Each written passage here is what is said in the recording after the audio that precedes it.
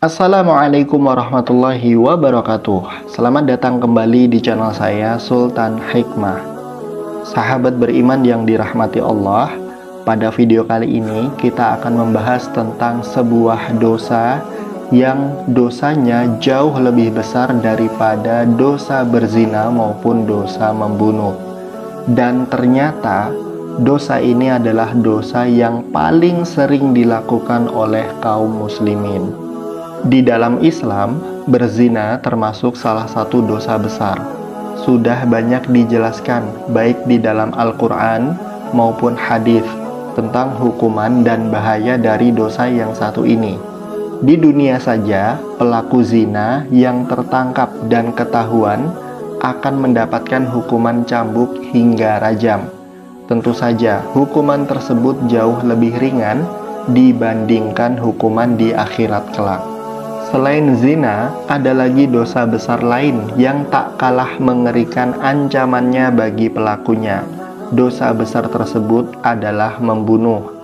Dalam ajaran Islam, membunuh seseorang yang tidak bersalah itu dosanya sama besarnya seperti membunuh seluruh manusia di bumi. Hal ini sebagaimana dijelaskan dalam firman Allah. Allah berfirman dalam Quran surat Al-Maidah ayat 35 yang artinya, barang siapa membunuh seseorang bukan karena orang itu membunuh orang lain atau bukan karena berbuat kerusakan di bumi, maka seakan-akan dia telah membunuh semua manusia. Namun ternyata selain berzina dan membunuh, ada dosa yang jauh lebih besar ancaman dan hukumannya di akhirat kelak. Bahkan banyak orang yang tidak sadar dan sering melakukan dosa ini. Ada sebuah kisah yang menjelaskan bahwa dosa ini adalah dosa yang jauh lebih besar daripada berzina dan membunuh, yaitu kisah tentang Nabi Musa dengan wanita pezina. Pada suatu senja yang lenggang, terdapat seorang wanita berjalan terhuyung-huyung. Pakaiannya yang serba hitam menandakan bahwa ia berada dalam duka cita yang mencekam. Kerudungnya menangkup rapat hampir seluruh wajahnya, tanpa rias muka atau perhiasan menempel di tubuhnya. Kulit yang bersih, badan yang ramping, dan roman mukanya yang cantik tidak dapat menghapus kesan kepedihan yang tengah mengoyak hidupnya. Ia melangkah mendekati kediaman Nabi Musa alaihi salam. Diketuknya pintu perlahan sambil mengucapkan salam, maka terdengarlah ucapan dari dalam, "Silakan masuk." Perempuan cantik itu lalu berjalan masuk sambil kepalanya terus menunduk. Air matanya berderai tatkala ia berkata, "Wahai Nabi Allah, tolonglah saya, doakan saya agar Tuhan berkenan mengampuni dosa keji saya." "Apakah dosamu, wahai wanita?" tanya Nabi Musa terkejut. "Saya takut mengatakannya," jawab wanita cantik tersebut.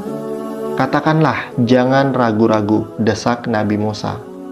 Maka perempuan itu pun terpatah bercerita, "Saya telah berzina." Kepala Nabi Musa terangkat, hatinya tersentak. Perempuan itu meneruskan, "Dari perzinahan itu saya pun hamil.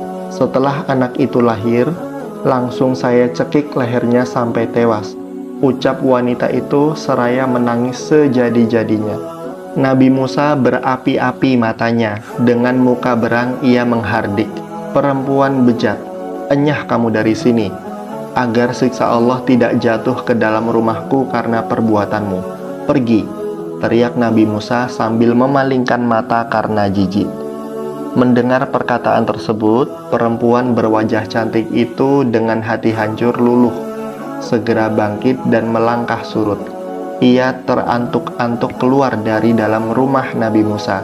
Ratap tangisnya amat memilukan. Ia tak tahu harus kemana lagi mengadu. Bahkan ia tak tahu mau dibawa kemana lagi kaki-kakinya.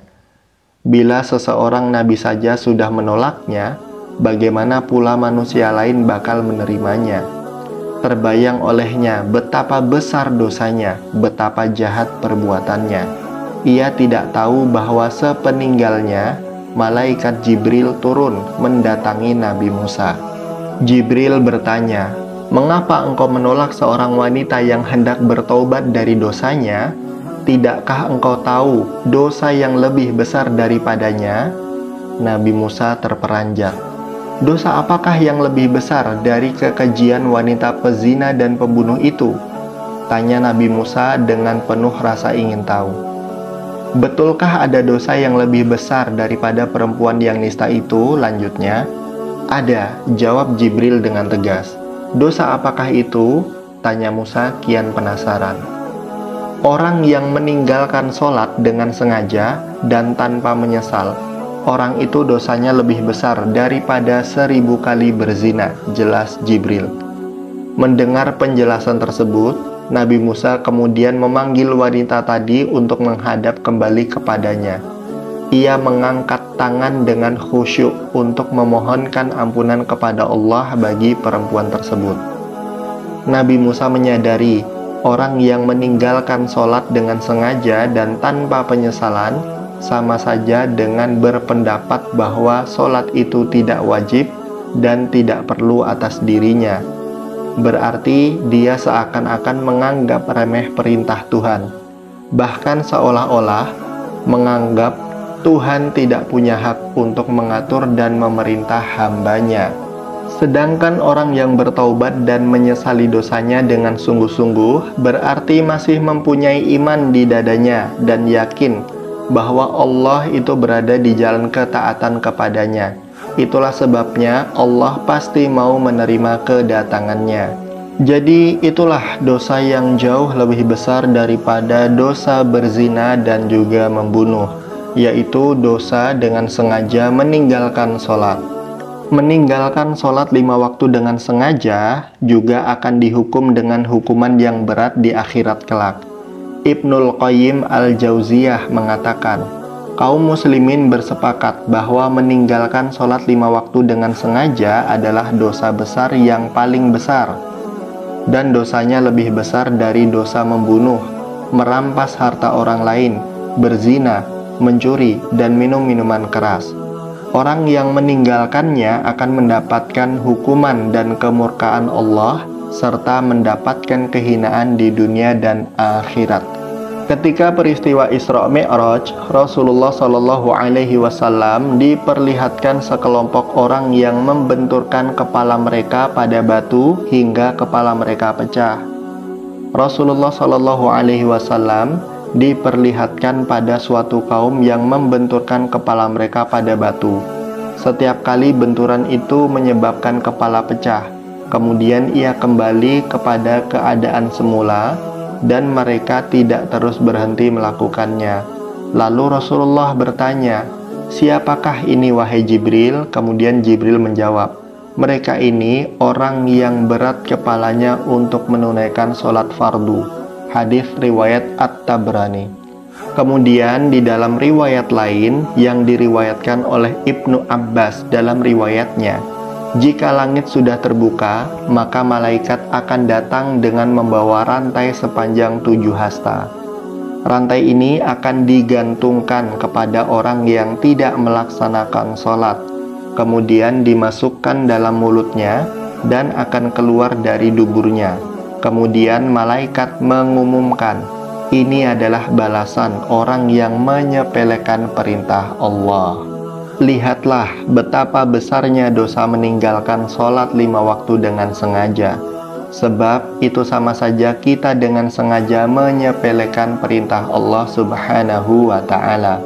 Sahabat beriman yang dirahmati Allah, mudah-mudahan kita semuanya bisa mengambil pelajaran dari video ini dan juga bisa mengamalkan ilmu yang kita dapat dari video ini.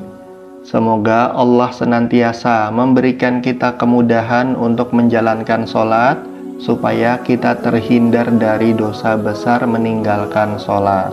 Mari kita perbaiki sholat kita, dan semoga kita semua menjadi orang yang senantiasa mendirikan sholat bagaimanapun keadaannya.